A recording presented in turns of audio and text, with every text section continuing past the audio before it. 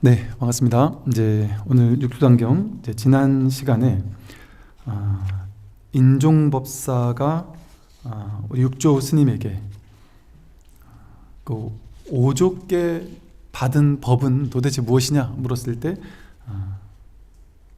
오조 스님께 받은 법은 다만 견성을 말할 뿐 선정과 해탈은 말하지 않으셨다라는 이제 이야기를 했고요. 그 법문을 딱 했더니 이 불법은 불이법이다.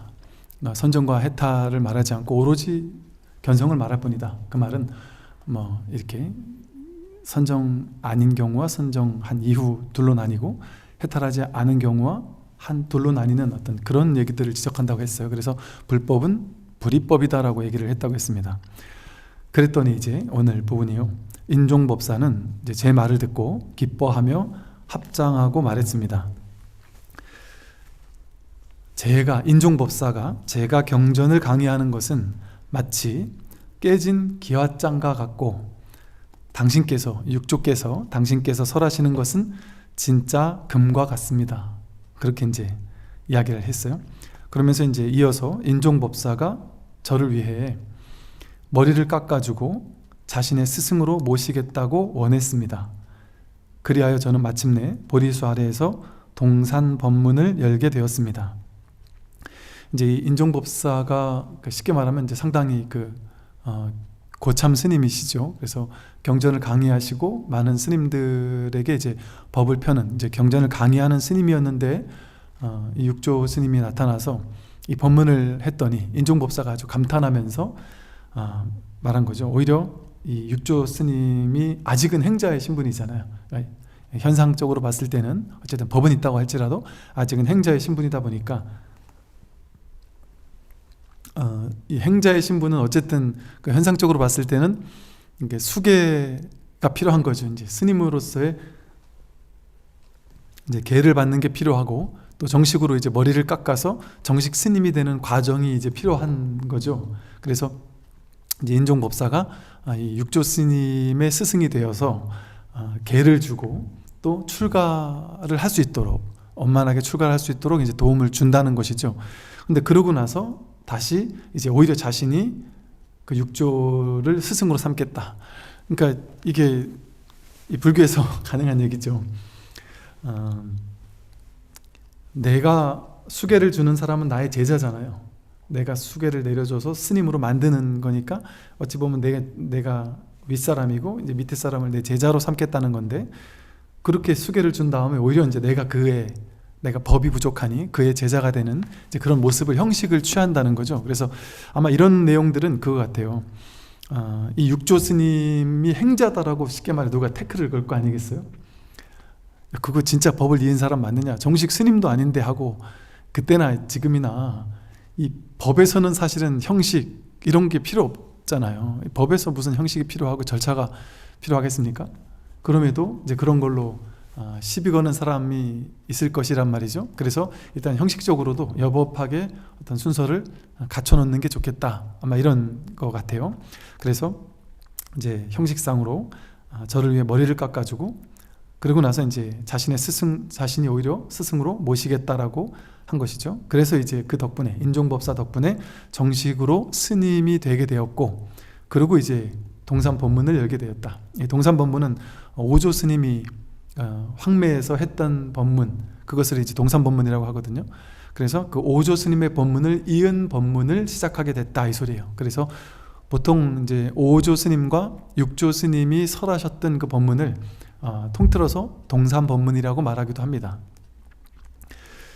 제가 동산에서 법을 얻고 난 뒤에 오조 계시는 그 동산에서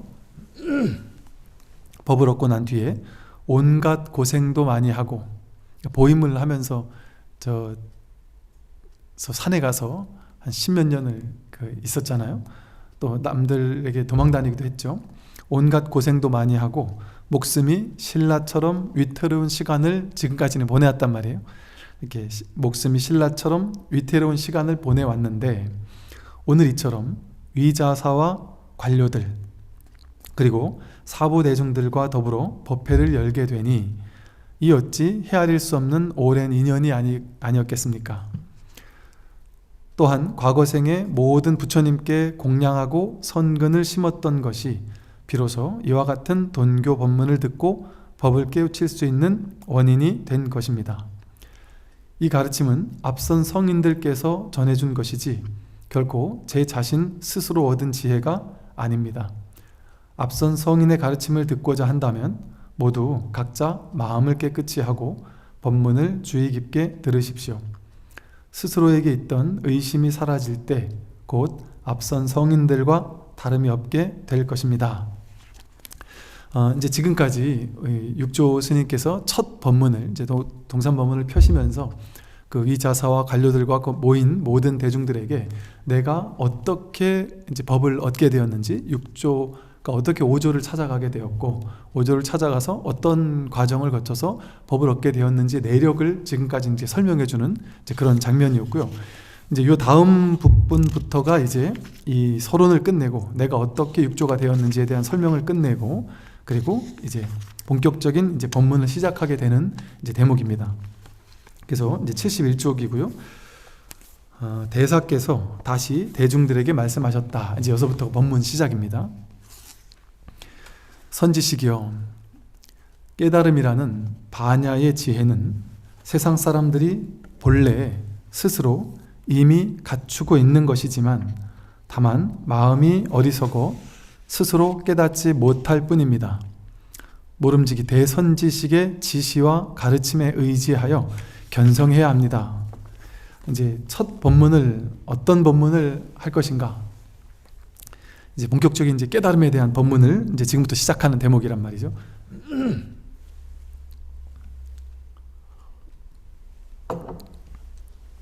이 깨달음이라는 반야의 지혜, 반야의 지혜는 첫 본문이 이 말씀이에요.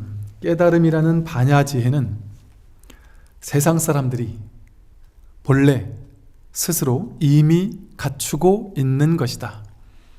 지금 여기 앉아 계신 모든 분들이 이미 완벽하게 반야 지혜를 부처님과 똑같은 동등한 전혀 차별 없는 반야 지혜를 완전하게 갖추고 있다. 그러나 다만 마음이 어리석어서 스스로 그것을 깨닫지 못할 뿐이다. 이거는 되고 말고의 문제가 아닌 거예요. 내가 부처가 될 것이냐 말 것이냐, 내가 부처가 되었느냐 안 되었느냐, 그런 문제가 아니란 말이죠. 이미 되어 있다. 완성형입니다. 종결형으로 이미 우리는 단 한순간도 부처가 아닌 적이 없었다. 깨달음 아닌 적이 없었다. 다만 스스로 어리석어서 자기가 부처인 줄 모르고 있었을 뿐이다. 자기가 그래서 이제 법화경 같은 데서는 이 비유를 가난한 이가 친구가 놀러 와서 이 가난한 이와 술 한잔하고 아침 일찍 떠나면서 평생 먹고 살고도 남을 만큼 고귀한 어떤 금덩이를, 보석을 안주머니에 이렇게 몰래 넣어놓고 친구가 아침에 떠났단 말이에요. 근데 이 거지는 그걸 모르고 있었단 말이죠. 그리고 옷도 한 벌밖에 없으니까 이걸 아내를 뒤져볼 생각도 못한 채 그러고 거지로서 계속 살았단 말이죠. 나중에 한참 세월이 지난 뒤에 그 친구가 와서 아직까지 거지로 사는 모습을 보고는, 야, 너 네 안주머니에 있는 그 고귀한 보석 그것만 있으면 너 평생을 마음껏 살 수 있는데 그거 모르고 있었느냐? 그랬더니 거지는 모르고 있었다. 나한테 어디 그런 게 있느냐? 지금 한번 확인해 봐라. 그때 속주머니를 그제서야 열어보니까 그 값진 보배가 이미 나한테 있었다는 거죠. 근데 내가 없었던 것이 아니라 이미 있었지만 다만 내가 모르고 있었을 뿐이다. 모르고 있었더라도 그 사람이 그 값진 보배를 갖추지 않았던 것은 아니죠. 갖추고 있었습니다. 갖추고 있었지만 스스로 갖추고 있는지를 몰랐을 뿐이지 없었던 것이 아니다. 그러니까 이 사람은, 이 거지는 그 금은보화를 벌기 위해 애써야 되는 사람이 아니에요. 가지기 위해 애써야 되는 사람이 아닙니다. 열심히 노력하고 돈 벌고 저축해서 그 금은보화와 맞먹는 돈을 벌기 위해서 애써야 되는 사람이 아니다. 다만 확인만 하면 된다. 나에게 본래 있었구나라는 것을 확인만 하면 될 뿐이란 말이죠. 이미 갖추고 있으니까. 또 이 집 떠난 아들이 한 40년을 떠돌다가 꽤 오래 세월 떠들다가 아버지가 문 앞에 거지 몰골을 한 사람이 이렇게 있는데 보니까 내 아들인 거예요. 그래서 찾아가서 아들아 이랬더니 기절을 하면서 나를 잡아가려는 사람인가 보다 하고 막 도망치니까 방편을 써서 그 사람을 하인을 시켜가지고 가서 데리고 와가지고 월급 조금 줄 테니까 여기서 일을 해라. 그렇게 해서 월급을 주면서 똥 치는 걸 시켰단 말이에요. 제일 하찮은 일, 허드렛 일을 시키면서 먹여주고 재워주고 하면서. 지금 당장 아들이라고 하면은 안 믿으니까, 안 믿고 도망갈 게 뻔하니까, 그러니까 그냥 똥 치는 일을 계속 시킨 거예요. 그리고 허드렛 일, 잡일만 시키면서 아들이라고 얘기를 안 했단 말이죠. 그럼 얘기를 안 했지만 그 아들이 아닌 겁니까? 본인이 모를 뿐이지. 얘기를 해도 모를 뿐이지. 처음에 얘기를 했거든요. 근데 본인이 오히려 막 기절을 하고 도망치니까 그래 알았다, 너 내 아들 아니다, 그냥 야 일이나 해라, 일꾼이다, 그랬단 말이에요. 그러니까 우리랑 똑같단 말이죠. 우리랑. 제가 대학교 다닐 때 불교학과에서 법화경 3학년 때인가 법화경 공부를 하는데요, 이 얘기를 하시더라고요. 교수님께서 이대로 본래 부처다, 이대로 본래 부처인데 본래 부처라고 얘기해도 안 믿는다. 굳이 안 믿는다. 절대 안 믿는다. 중생들은 마치 이 아들처럼, 쥐가 아들이랬는데 아들이라고 얘기하면은 안 믿고 도망친단 말이다. 그래서 대다 놓고 알았어, 네 내 아들 아니다, 너 저 하찮은 똥찜이나 짊어지는 사람이다. 그래 해야 이 중생들은 편해한단 말이죠. 편안해한다. 맞잖아요. 저도 그랬고 여러분도 안 그러시겠죠. 우리가 부처라고 하면 안 믿는단 말이에요. 내가 어떻게 부처냐, 말도 안 된다. 부처는 그런 것이 아니다. 이렇게 하찮은 이 존재가 어떻게 부처일 수 있느냐, 그렇게 안 믿는단 말이에요. 그럼 뭘 믿어요? 부처라는 말은 안 믿어요. 그래 알았다, 너는 어리석은 중생이야, 중생이니까 열심히 수행해서 나중에 깨달아, 그 소리를 더 좋아해요. 이미 부처니까 수행할 것도 없고 갈고 닦을 것도 없어, 그런 말 하면 안 좋아해요. 열심히 갈고 닦고 수행해서 깨달아, 연불하고 독경하고 좌선하고 숙제 내줘가지고 백일기도 몇 번 하고 이렇게 수행하라고 숙제를 내주고 명확하게 이렇게 수행하면 이런 결과가 있다, 이런 얘기를 사람들은 훨씬 좋아합니다. 이미 부처다라는 얘기는 안 좋아해요. 안 믿고, 절대 안 믿습니다. 절대 안 믿습니다.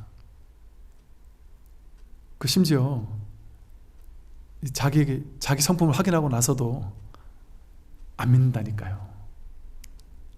이게 뭐가 힘드냐면, 성품을 확인시켜 주는 게 힘든 게 아니라 확인시켜 주고 나서 그게 바로 불성이다, 그게 법이고 그게 진정한 나의 본래 면목이다, 그뿐이다, 그 더 이상 없다, 이걸 납득시키는 게 힘들어요. 그럴 리가 없습니다. 깨달음이 이렇게 하찮은 걸 수가 없어요. 이렇게 평범한 걸 리가 없습니다. 이거는 뭐 내가 늘 가지고 있는 거고 모두에게 있는 건데 이게 무슨 깨달음이에요? 이거 가지고 나는 신통도 부릴 수 없고 전생도 볼 수 없고 돈도 벌 수 없고 위대해질 수가 없는데요? 이거 본래 있던 건데 이거 가지고 이거 정도 이렇게 하찮은 게 이게 깨달음이라면 이건 깨달음일 수 없습니다, 이렇게 얘기한단 말이에요, 사람들이.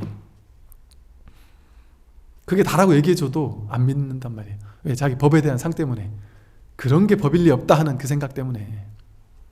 그것 때문에 지금 제가 육조 스님이 제가 하는 말이면 안 믿어도 되는데, 육조 스님 첫 법문이 당신이 깨닫고 나서 그렇게 얼마나 법을 설해야 되겠다는 마음이 간절했겠어요. 그 첫 일성이 깨달음이라는 이 반야의 지혜는 세상 사람들이 본래 스스로 이미 갖추고 있는 것이지만 다만 마음이 어리석어서 스스로 그걸 깨닫지 못할 뿐이다, 그걸 확인하지 못할 뿐이다. 그래서 깨닫는다고 한 거예요. 스스로 그냥 예를 들어 이런 거죠. 내가 매력 있는지 자기가 모르고 있었다. 야, 너가 매력이 있어. 그래도 매력 있는지 모르고 있는 거예요. 내가 매력이 있단 말이야? 나중에 가서 깨달을 수 있겠죠? 진짜 내가 매력이 있긴 있나 보다, 이렇게. 그런 걸 깨닫는다는 거예요. 본래 없던 걸 아는 걸, 없던 걸 만들어내는 걸 깨닫는다고 하지 않아요. 유의조작으로 만들어내야 되는 거죠. 이미 있던 거를 그냥 확인하는 거, 이미 있던 것이 본래 있었던 것이구나 라고 확인하는 거, 그걸 깨닫는다고 합니다. 불이법이죠. 전에도 있었고 지금도 있는 거.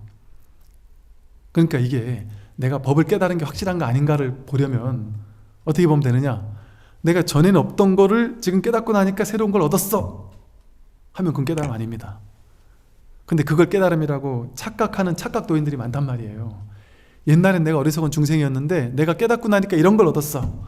뭔가 막 신통자지함이 생기고 전생도 보이고 뭐 척보 많은 게 생기고 신통력이 생겼다. 그러면 전에는 없던 게 생긴 거잖아요. 그러니까 도인인 줄 아는 거예요, 자기가. 그거야말로 병인 줄 모르고. 병이에요, 그런 거는. 그거야말로 병인 줄 모르고 그런 걸 깨달음이라고 착각하는 거예요. 그런 건 전혀 깨달음일 수가 없습니다. 그래서 오히려 깨닫고 나서 정말 너무 허탈하다, 너무 어이가 없다, 어떻게 이게 다일 수가 있느냐, 어떻게 이것일 수가 있느냐, 정말이냐, 정말 이게 다냐, 너무 실망스럽다, 이렇게 얘기하는 게 오히려 안심이 되죠. 제대로 본 게 맞구나, 제대로 확인한 게 맞구나. 근데 막 그냥 이렇게 눈부시고 아름답고 어떻게 이럴 수가 있죠 하면서 막 신나서 들떠 있으면 일단 냅둔단 말이죠. 그 왔던 것은 떠나가니까 떠나갈 때까지, 떠나가고 나서도 너가 그렇게 자신만만한지 보자. 이건 그렇게 자신만만한 게 아니다. 그냥 평상심이다. 늘 가지고 있던 것, 가지고 쓰던 것. 그러나 이 아무것도 아닌 것 같은데 이게 전부란 말이에요. 이게 나의 생명의 전부예요. 이 전부인 것은 아무것도 아닌 거예요. 이 평범한 것이 가장 위대한 것이고.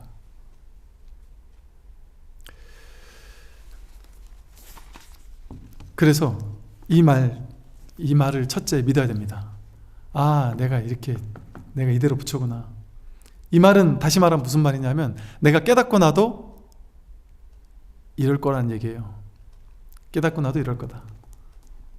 우리는 이제 기대하잖아요. 깨닫고 나면 위대한 능력이 생기고 없던 힘이 생기고 막 지혜도 더 총명해지고 업장이 막 왕창 내려가고 무너지고 남들도 막 다 도와줄 수 있고 남들 병도 치료해 줄 수 있고 나를 만나기만 해도 막 병이 낫다고 그러고, 그런 어떤 위대함? 이런 것들을 꿈꾸고 있잖아요. 깨달음에 대한. 내 인생이 평탄해질 것이다. 그런 일은 일어날 수도 있고 일어나지 않을 수도 있습니다. 왜 이렇게 말을 하냐면 몰라요. 그 깨닫고 난 이후가 아니라 지금의 인생도 마찬가지잖아요. 여러분의 미래는 좋아질 수도 있고 좋아지지 않을 수도 있거든요. 그죠? 현상 세계는 몸은 건강해질 수도 있고 아파질 수도 있어요. 돈은 벌 수도 있고 안 벌 수도 있어요. 그것과 똑같단 말이에요. 깨닫고 나도 지금하고 똑같다. 현상 세계는 좋아질 수도 있고 나빠질 수도 있습니다. 현실적인 어려움이 있을 수도 있고 없을 수도 있습니다. 깨달은 거 상관없어요. 그건 이 물질의 법칙이란 말이에요. 물질의 오온의 법칙이란 말이에요. 인과응보적인. 그러니까 부처님도 깨달았다고 하더라도 안 좋은 일, 온갖 안 좋은 일들 계속 있었잖아요. 부처님 됐다고 해서 안 좋은 일이 싹 사라지지 않는단 말이죠. 그러니까 현상적인 일은 그대로 있는다. 다만 그럼에도 불구하고 가벼워지는 이유는 뭐냐? 마음이 완전히 가벼워진 거죠. 현상 세계에서 내가 뜻하는 바대로 막 뭐든지 된다 이러는 게 아니라 이제 더 이상 뜻하는 게 없는 거예요. 바라는 게 없는 거예요. 이대로 완전하다는 사실을 깨닫는 거죠. 그러니까 이제는 드디어 무엇이 되기를 원하는 게 아닌 거예요. 지금 이대로이기를 원한단 말이에요. 그러니까 언제나 성공이죠. 언제나 100% 성취죠. 옛날에는 내가 더 건강해지고 더 돈 벌고 자식이 더 공부 잘하고 이러길 원했는데 이젠 그런 걸 원하지 않는다. 이대로이기를 원한단 말이에요. 그러니까 더 이상 갈 데가 없어요. 지금 이대로 충분하단 말이에요. 그럼 그런다고 아무것도 안 하느냐? 최선을 다해서 돈도 벌고 자식도 키우고 회사도 다니고 인연에 응한단 말이에요. 인연에 응해서 오히려 더 열정적일 수 있죠. 부처님처럼. 부처님은 해도 한박 없이 완전히 쉬고 있는 분이죠. 그런데 몸으로는 어때요? 겉으로 봤을 땐 끊임없이 움직이신 분이죠. 부처님처럼 그렇게 왕성한 활동을 80세가 될 때까지 그렇게 어마어마하게 하신 분이 없죠. 그 우리나라 몇 배가 되는 그 중인도 그 전역을 그 더운 무더위 속에서 더 걸으면서 동시간대에 우리나라에 보면 어떤 한 스님께서 법을 펴시면 막 서울, 대전, 대구, 부산 막 이렇게 지원을 낸단 말이에요. 사찰을. 서울 본부가 있으면 쉽게 말해.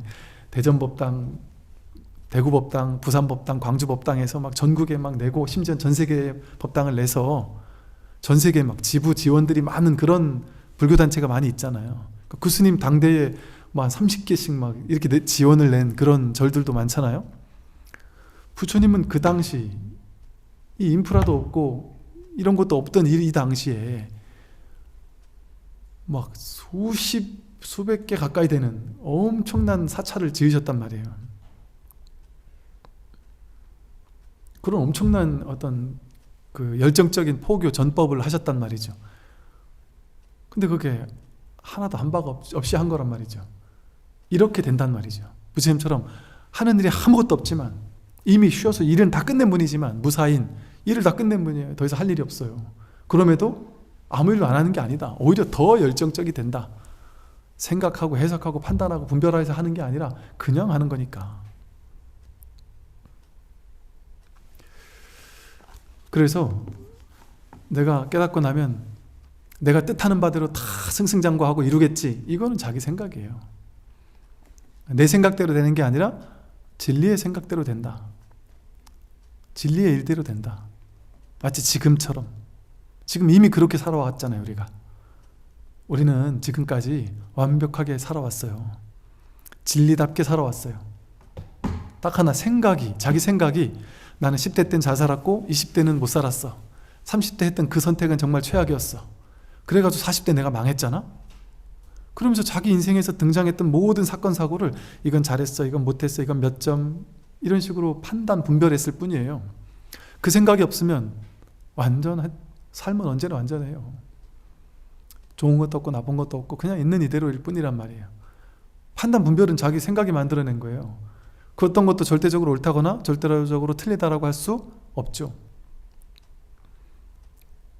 그게 좋은 일인지 나쁜 일인지 절대 알 수 없습니다. 자기 생각이 내린 판단이죠. 절대적인 선, 악이 정해져 있지 않잖아요. 내가 살았던 인생 중에 어떤 건 잘했고 어떤 건 잘못한 게 있나요? 자기 생각을 빼면 그런 게 있나요? 생각을 빼면 지금까지 살아온 인생이 있습니까?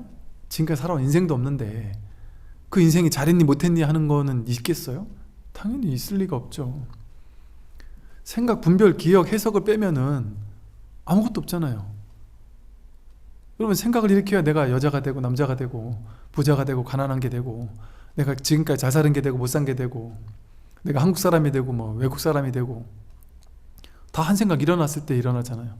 그 한 생각 일으키지 않으면 아무것도 없어요. 텅 비었어요. 공하단 말이에요. 한 생각 일으켜서 분별하지 않으면 지금 있는 이대로를 분별하지만 않으면 그냥 이대로일 뿐이에요. 좋은 것도 없고 나쁜 것도 없어요. 성공도 없고 실패도 없어요. 우리 삶은 그냥 이대로일 뿐이에요. 그 어떤 판단으로도 해석 내릴 수 없어요. 무가치하단 말이에요. 무분별. 그 이대로 완전한 거예요. 그러니까 그것을 다르게 말하면 완전히 뭐 정말 남들보다 완전하거나 뭐보다 완전한 건 그건 완전한 게 아니에요. 비교 대상이 있는 거는 비교 대상이 없어요. 그러니까 이러할 뿐이죠. 그게 가장 위대한 평화 아닙니까? 가장 큰 아름다움 아닌가요? 여러분이 지금보다 더 나은 삶을 원해서 지금보다 더 나아졌다면 지금보다 더 나아졌으니까 지금보다 더 못할 때도 생길 수도 있단 말이에요. 남들보다 더 좋아졌다면 더 부자가 되었다면 그들보다 더 부자가 아닌 때가 또 생길 수 있거든요. 그렇게 비교를 통해서 오는 분별을 통해서 오는 행복은 진정한 행복이 아니에요. 왔다가 가는 거니까. 의존해서 일어나는 거니까. 오지도 않고 가지도 않는 그게 진짜 행복이죠. 왔다 가는 걸 어떻게 진짜라고 할 수 있겠어요? 그러니까 왔다 가는 걸 추구하는 건 정말 어리석음이죠. 근데 돈, 명예, 권력, 지위, 건강, 오래 사는 거 이게 다 왔다 가는 거잖아요. 그 왔다 가는 걸 추구하지 않게 된다.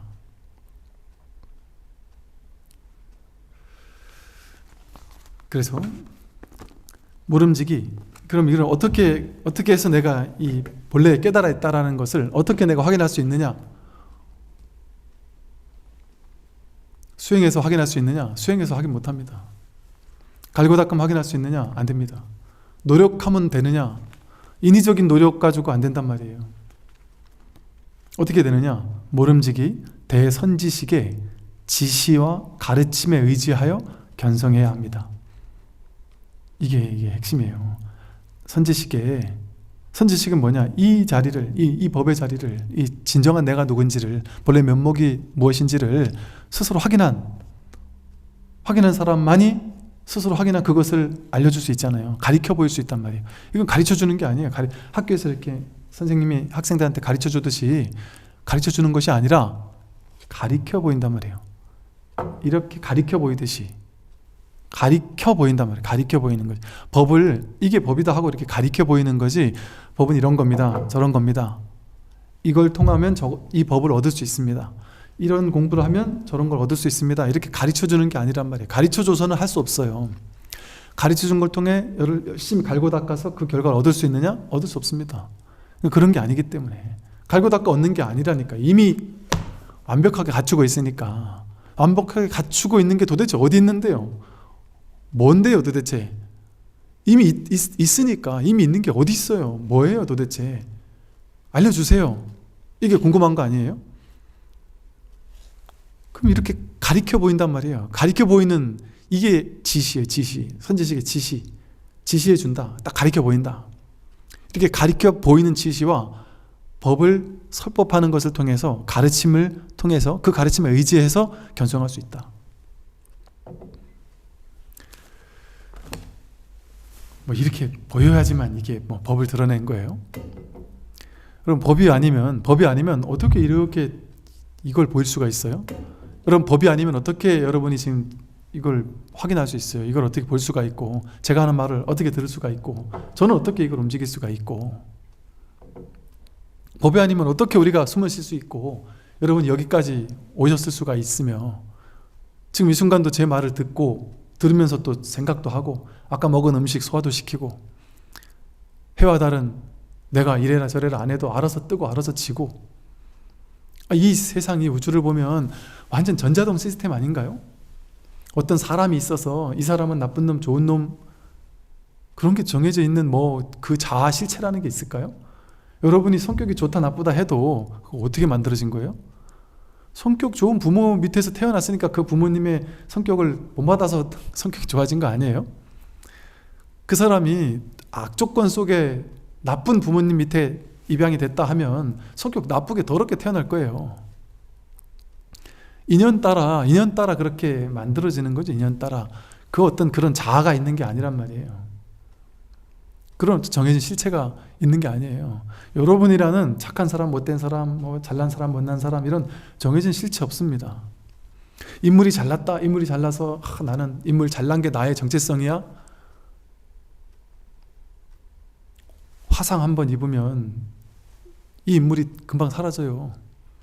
또 못난 인물도 수술 한번 잘하면 갑자기 예뻐질 수도 있어요. 그걸 가지고 어떻게 자기 정체성이라고 할 수 있습니까? 그 인연 따라 달라지는 거예요. 전부 다 변하는 거란 말이죠. 인연 따라 왔다 가는 것들, 왔다 가지 않는 것, 이 법이라는 것은 불이법이라 그랬잖아요. 불이법, 둘이 아니다. 제가 이 법을 지시한다고 했지만 법을 어떻게 지시하는 겁니까? 법을 어떻게 지시하는 거니까? 법을 어떻게 지시하는 겁니까? 이렇게 지시하는 거란 말이에요. 이렇게 지시하는 거란 말이에요. 이렇게 지시한단 말이에요. 무엇도 법을 가리키지 않는 것이 없단 말이죠. 그러나 선지식이 가리켜 보이는 것은 선지식이 그것을 확인하고 그 자리를 확인하고서 그것을 같이 한번 공명해보자, 공감해보자 하고 이야기하는 거잖아요. 그런데 사실은 누구나 선지식이 아닌 것이 없거든요. 그러니까 육조 스님이 제자들에게 법문을 설할 때 선지식들이여 하고 얘기하자는 말이에요. 제자들의 중생적인 모습을 보고 법을 설하는 게 아니라 그들의 법을 보고 설하는 거예요. 그러니까 선지식들이 하는 거예요. 여러분도 선지식이고 나도 선지식이다. 근데 여러분들은 이 가리키는 것을 아직 확인하지 못했을 뿐이다. 확인하지 못했을지라도 부처가 아닌 것은 아니다. 무엇이든 전부 다 불이법이라서 무엇을 해도 전부 다 법을 가리켜 보이는 거예요. 그럼 선지식이 가리켜 보이는 것만 법이냐? 일체 중생이 하는 모든 일거수일투족이 전부 법을 드러내는 거예요, 사실은. 그러나 일체 중생이 그런 행위를 하면 그냥 우리는 평소 분별하던 습관대로 저 사람이 이렇게 사는구나, 저렇게 사는구나 하고 분별하고 있구나 하는 눈으로 본단 말이죠. 그러니까 거기선 깨달을 수가 없단 말이에요. 근데 이 법의 자리에서는, 법문을 할 때는 일거수일투족이 다 법이라고 설한단 말이에요. 그러니까 지시와 가르침에 의해서 가리켜 보이고, 이게 법이다 하고 가리켜 보이고, 이게 왜 법인지를 자꾸 설한단 말이죠. 그러면 이제 듣는 사람들은 뭔 소리야 저 사람 지금 미친 거 아닌가, 듣도 보도 못하던 얘기를 하노, 좀 이해하도록 설명해 보세요, 이러면서 이제 화가 납니다. 나중에는 뭔 소리 하는 거지 지금? 조금 더 자세하게 설명해 보세요, 이런단 말이에요. 왜? 지금까지 했던 공부와 완전 다르니까. 지금까지 했던 공부는 들으면 들을수록 알겠거든요. 2번, 3번, 4번 반복해서 들으면 모르는 것도 알겠단 말이에요. 알물 설하고 있으니까 들으면 알겠단 말이죠. 그래서 알았다 이렇게 된단 말이에요. 근데 이 공부는 아는 방향으로 공부하면 그건 전부 다 분별이 더 강화된 거죠. 식이 많아진단 말이야. 분별심이 늘어나는 거란 말이에요. 식의 증장이라고 해서 알게 설법해주면 식이 늘어날 뿐이에요. 분별이 늘어날 뿐이에요. 근데 이 공부는 분별이 사라지는 공부거든요. 그러니까 무분별지라고 하죠. 반야지혜는 무분별지다. 분별이 끊어지는 공부거든요. 그러니까 알아듣게 설법하는 거는 제대로 된 법문이 아니에요. 이게 이제 제 업인지, 제가 어찌 보면 장점이자 단점이 자꾸 알아듣게 설명을 한단 말이에요. 이거 사실 치명적인 단점이에요. 그러면서 또 장점이 되는 거는 너무 선사 스님들이 그냥 이게 법이다, 뜰 앞에 잣나무가 법이다 이렇게만 얘기하고 그냥 덮어버리면 누가 그걸 따라가겠어요. 그 근기가 되는 사람이 얼마나 있겠어요.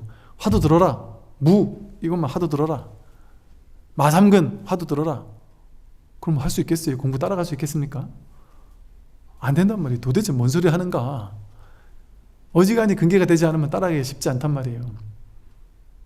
그러니까 이건 또 대중적이지 않단 말이죠. 근데 그렇다고 또 이게 제가 하듯이 너무 쉽게 설명을 해주면 그 생각을 따라가서 설명해준 내용을 따라가가지고 이해를 한단 말이에요. 이해해가지고는 또 깨달을 수가 없어요. 물론 어느 정도는 이해가 필요해요. 그리고 이해도 제대로 이해가 돼가지고 이해가 된 게 막 확 소화가 돼버리면 그게 이제 체험이에요. 그게 이해된 게 확연히 머리로 단순히 이해했다가 이게 가슴으로 확 소화가 돼버리면 그게 이제, 그러니까 해오에서 증오라고 하는 표현을 쓴 이유가 처음에는 해오, 머리로 이해하는 깨달음에서 나중에 점차 증득되는 깨달음으로 바뀐다. 이걸 다르게 말하면 머리로 이해를 했다가 가슴으로 쑥 내려온다, 이제 이런 표현을 쓰기도 하고. 그러니까 머리를 전혀 안 쓸 수가 없단 말이에요. 그러니까 이 법이 중간 사상에서도 보면 언어로 어쩔 수 없이 이해와 말로 설명하는 건 전부 다 이해일 수밖에 없거든요. 분별일 수밖에 없거든요. 말이 분별이니까 말로 하는 건 전부 분별이에요. 그러니까 말을 통해, 이해를 통해서 이해 너머에 도착하는 공부란 말이에요. 그래서 이제설이라 해가지고 진리는 두 가지가 있다. 제는 진리를 뜻해요. 이제 두 가지 진리. 승의제와 세속제. 승의제는 진실, 승의라는 말이 진리 그 자체란 소리예요. 진실된 뜻, 아주 수승한 뜻, 참된 법 그 자체. 근데 그건 말을 할 수 없어요. 여기서 승의제가 드러난단 말이죠. 더 이상 말해버리면 그건 승의제가 아니란 말이에요. 이럴 필요도 없어요. 그냥 이대로니까. 이대로란 말도 다 빼고. 그러니까 승의제는 말을 할 수 없어요. 말하는 순간 그건 승의제가 아니에요. 근데 승의제는 이미 드러나 있지만 우리가 모르잖아요. 그럼 어떻게 승의제를 깨달을 수 있어요? 세속제, 세속의 진리, 세속의 진리를 통해서만 승의제로 갈 수 있단 말이에요. 세속의 진리는 뭐냐? 언어와 말을 통해 가는 거예요. 언어와 말. 분별을 통해. 분별이 언어와 말이고 분별을 통해 무분별지에 이른단 말이에요. 그러니까 법문을 또 안 할 수가 없단 말이에요. 그러니까 이게 분별을 통해 무분별지에 이르는 공부예요. 그러니까 분별을 통해 분별되지 않는 자리를 확인하는 거란 말이죠. 그러니까 어떻게 해야 되느냐. 그러니까 응무소주 이생기심이라는 참 사람들이 짜증내는 이런 공부 방법인 거예요. 이 중도가 공부하되 함이 없이 해라. 근데 이게 가장 좋은 공부죠. 할 게 없으니까. 즉 듣되 붙잡지 마라. 즉 법문 들을 때 이 자리에서 법문 듣고 끝 줄치고 암기하고 외우고 머리로 해석하고 이해하고 판단해서 아, 이 교리가 이런 거구나 막 체계화하고 학교 다닐 때 막 도표 그려가면서 체계화 시키듯이 그런 식으로 하면 안 된다. 그냥 들을 뿐 그걸로 끝내라. 그냥 그 자리에서 듣고 끝내는 것 공부지 머리로 판단하지 말라는 거죠. 하되 함이 없이 하라는 거죠. 쥐지 말고 하라는 거죠. 거기 묶이지 말라는 말이죠. 그 법문에. 법문을 듣되 그 법문에 묶이지 마라. 쥐지 마라. 말을 따라가서 말에 휘둘리지 마라. 그리고 선지식의 법문은 그렇게 이끌어줘요. 그러니까 선지식은 스스로 세웠다가 이렇게 말로써 어쩌서 세우지 않을 수 없으니까 말로써 세웠다가 자기가 세웠던 말을 또 깨뜨려요. 제가 말로 시간 설명해 주고 나서 이건 내 단점이다. 말로 설명해 주는 거는 치명적인 단점이다. 그렇게 얘기를 해야 설법을 이렇게 듣다가도 아, 거기 쥐지 않을 수 있는 가능성이 조금은 열린단 말이죠. 이렇게 한다 해놓고 그 또한 아니다라고 깨뜨려 줘야 된단 말이죠. 이렇게 얘기 시커 내놓고 나서 이 말에도 집착해서 안 된다라고 한단 말이죠. 또 심지어는 이해하기 쉽게 설명을 잘 해놓고 나서도 모를 뿐 해야 한다라는 얘기를 계속 한단 말이에요. 그러니까 논리적으로 봤을 때 도저히 이해되지 않는 논리를 쓴단 말이에요. 비논리를 쓴단 말이에요. 불교의 그 대승 이 마하반야 바라밀 법문인데 마하반야 바라밀이라는 이 대승의 법문 그것을 체계화한 사상이 중간사상이에요. 중간사상. 중간사상이라는 말은 중도를 설하는 것인데 그거는 비논리학이에요. 비논리학. 논리라는 모든 말로 된 논리를 다 깨뜨리는 가르침이거든요. 어떤 것도 내세울 논리가 없다라는 얘기를 하는 거예요. 여기 힌트가 있는 줄 알아야 된단 말이죠. 이 공부를 하는 사람은 저 스님이 왜 앞뒤가 다른 얘기를 하느냐, 이랬다 저랬다는 얘기를 하느냐, 그것도 정반대인 얘기를 세웠다 깨뜨린 얘기를 하느냐, 자기 스스로 이것이라 했다가 또 그것이 아니라는 얘기를 하느냐.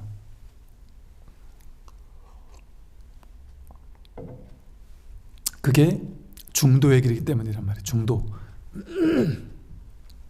중도의 공부란 말이죠. 그러면 공부를 하면서 그러니까 제가 끝끝내 결론 내리지 않죠. 그러면 도대체 뭔 소리야? 머리로 이해하라는 거야 말라는 거야? 이해도 해야 되는데 그걸로는 안 된다. 그럼 하라는 거야 말하는 거야? 그렇게 이러지도 저러지도 못하는 입장에 있어야 된단 말이죠. 보류, 결론 내지 말고 모르겠다 하는 이런 입장에서 그냥 모를 뿐인데 그냥 따라가 보자. 하여간 나도 어떻게 되는지 모르겠다. 내가 지금 아는지도 모르겠고 모르는지도 모르겠다. 공부가 되는 건지도 모르겠고 안 되는 건지도 모르겠다 도대체. 그럼 내가 바보가 되는 것 같다. 이렇게 공부하는 게 공부 잘하는 거란 말이죠. 저도 이렇게 설법을 하다가 멈칫멈칫하는 것이 자세히 설명을 하려고 하다가도 어떨 땐 그냥 자세히 설명을 하기도 하는데 어떨 땐 또 자세히 설명을 하려고 하다가도 이게 또 방해가 될까 봐 또 넘어가기도 하고 그런단 말이죠. 그래서 힌트를 드린다면 100% 드러나 있습니다. 100% 내가 지금 쓰고 있고 분별되는 것은 아니다. 말하는 내용을 쫓아가면 내용은 다 분별되잖아요. 사람마다 다 다르잖아요. 그럼 말의 내용은 법이 아니죠. 근데 말하는 모든 말이 한마디 한마디가 전부 다 법이 아닌 것은 또 없다. 쉽게 말하면 제가 말을 한마디 하면 이 말이 어디서 나왔어요? 여러분이 한 생각 일으키면 그 일으킨 한 생각이 어디서 왔어요? 또 어디로 돌아갔어요? 몰라요. 모르는데 어쨌든 한 생각 일어난 자리가 있네, 그죠? 그 한 생각 돌아간 자리가 있네요, 그죠? 이 소리도 인연따라 이렇게 생겨났다가 사라지듯이, 말도 인연따라 생겨나고 사라지고, 눈으로 보는 것도, 보이는 대상도 이렇게 보였다가 고개를 휙 돌리면 다른 게 보이듯이, 생겨났다 사라지듯이, 보이는 대상을 쫓아가면 보이는 거, 들리는 거 다 달라지는데, 그게 어디서 그것이 등장하고 퇴장하느냐? 그것들이 일어나도록 사라지도록 하는 그 바탕이 뭐냐? 그 배경이 뭐냐? 이 모든 것이 일어나고 사라지는데, 일어나고 사라지는 내용을 쫓아가면 다 분별되잖아요. 사람들마다 다 다른 걸 보잖아요. 똑같은 것에서 다른 걸 본단 말이죠. 사람들은 왜? 분별의 세계는 다 다르니까. 그러니까 나도 보고 남도 보고 똑같이 보는 게 하나가 있단 말이에요. 보이는 내용물을 쫓아가면 다 다르지만. 그래서 이제 이 거울의 비유를 들죠. 거울이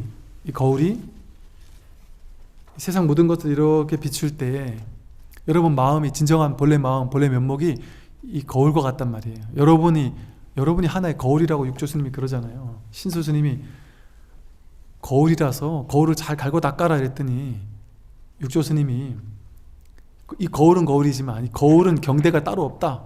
그래서 갈고 닦을 것도 없다. 그렇게 얘기를 했단 말이죠. 이 거울에 비유한단 말이에요. 누구나 어쨌든 스님들은. 근데 우리 마음, 우리 안에 이 거울 같은 무언가가 있어요. 거울은 보이는 것만 비추죠. 거울은 이렇게 하면 컵을 비추고, 이렇게 하면 마이크를 비추고, 이렇게 하면 책을 비춰요. 화장실 앞에 가면 똥을 비추고, 아름다운 사람 앞에 가면 사람 아름다운 얼굴을 비춰요. 모든 것을 다 삼라만상을 분별 없이 비출 뿐이에요. 좋은 걸 비춘다고 이 거울이 좋아하고 막 뭐 웃던가요? 똥을 비춘다고 거울이 막 인상을 찡그리고 냄새난다고 싫어하지 않는단 말이죠. 그냥 비출 뿐이란 말이에요. 근데 비치는 내용물을 쫓아가면 다 달라요. 근데 사람들은 거울을 볼 때 뭘 봐요? 거울 자체를 보지 않고, 이 비추는 성품인 이 거울 자체를 보지 않고 거울 안에 들어가 있는 내용을 본단 말이에요. 거울을 보고 거기 뭐가 있네? 저기 뭐가 있네? 내 얼굴이 오늘은 이쁘네? 오늘 화장을 잘 받았네? 못 받았네? 하면서 거울을 볼 때는 우리는 항상 뭐만 봤어요? 거울 안에서 보이는 내 얼굴만 봤단 말이에요. 거울 안에 등장 퇴장하는 이 내용물만 보고 살았단 말이에요. 근데 이 거울 자체의 존재를 한 번도 본 적은 없지만, 이 거울 자체의 존재가 없으면 어떻게 우리가 이 보는 게 가능해요? 내가 세상 무엇을 보든 보는 건 다 다를 수 있지만, 듣는 건 이 소리를 듣든 저 소리를 듣든 칭찬도 듣고 욕도 듣고 다 다를 수 있지만, 그 내용을 쫓아가면 칭찬 들으면 기쁘고 욕 먹으면 괴롭죠. 근데 또 좋은 걸 보면 기쁘고 나쁜 걸 보면 괴롭죠. 근데 그 내용물 따라갔을 때, 거울 속에 비친 내용물에 사로잡혔을 때 그런 것이죠. 근데 이 비춘다라는, 이 본다라는, 알아차린다는 이 자체는 똥을 봐도 똑같고, 아름다운 사람을 봐도 똑같고, 금은 보화를 봐도 똑같단 말이에요. 분별이 없단 말이에요. 보는 자리는, 이 비추는 자리는. 소리를 듣고 짜증난다고 할 수도 있고, 행복해라고도 할 수 있지만, 그건 분별이고, 그 소리를 듣고 나서 하는 분별이고, 분별을 쫓아가지 않으면 그 소리를 확인하는 자리가 있단 말이에요. 그 소리가 드러나는, 소리를 비추는, 소리를 알아차리는 그 자리에서는 다릅니까? 다르지 않단 말이에요. 그러니까 여러분도 이 소리를 분별하면 좋은 사람도 있고 싫은 사람도 있겠지만, 이 소리를 듣는다는 이 자리에서는 똑같단 말이에요. 그럼 이게 뭐가 있어서 봅니까? 이게 여러분 귀가 듣습니까? 몸이 듣습니까? 뭐가 있어서 들어요? 뭐가 있어서 듣는 게 아니에요. 여러분 눈이 보는 게 아니에요. 귀가 듣는 게 아니고. 눈을 감아도 이미지가 보이거든요. 눈을 감아도 검은 게 보이고, 꿈속에서 보이고 들리고 다 해요. 근데 그때 눈으로 보거나 귀로 들은 게 아니거든요. 이 내 습관이지. 습관적인 생각 분별이거든요. 눈이 본다, 귀가 듣는다, 머리가 생각한다, 가슴이 느낀다, 이런 거. 그 생각이 없으면. 그래서 옛날 스님들은 눈이 보는 것이 아니라 세상에 눈이 달렸다. 벽에도 눈이 달리고 하늘에도 눈이 달렸다. 이런 식의 표현을 썼단 말이죠. 내가 우물을 보는 게 아니라 우물이 나를 본다. 이런 식의 표현을 썼단 말이죠. 꿈속에서 꿈속 안에 있는 주인공 그 사람이 저 사람을 본다고 느끼지만 꿈 깨고 보니까 꿈 전체가 나였잖아요. 꿈 전체를 통으로 보고 있었지 꿈 안에서 있는 이 사람이 봤어요? 꿈 전체를 통으로 보고 있었지. 허공성에 허공이 보았단 말이에요. 허공 전체가 통으로 하나로 봤단 말이에요. 그러니까 여러분이 보거나 여러분이 살고 있는 게 아니에요. 여러분이 보고 있는 게 아니에요. 보고 나서 해석하는 건 여러분이 하는 거예요. 여러분의 분별이 한단 말이에요. 근데 그 분별하기 이전 자리에서 보는 거, 분별하기 이전 자리에서 들어서 아는, 견문각지하는, 보고, 듣고, 느끼고, 아는. 그러니까 견문각지가 깨달음은 아니다. 그러나 견문각지를 떠나서 깨달음은 없다. 보고, 듣고, 느끼고, 아는, 생각하는 그것이 그대로 깨달음이다. 그러나 그것이 그대로 깨달음이다라고 이렇게 정의 내리고 해석하면 그건 깨달음 아니다. 그 생각이지.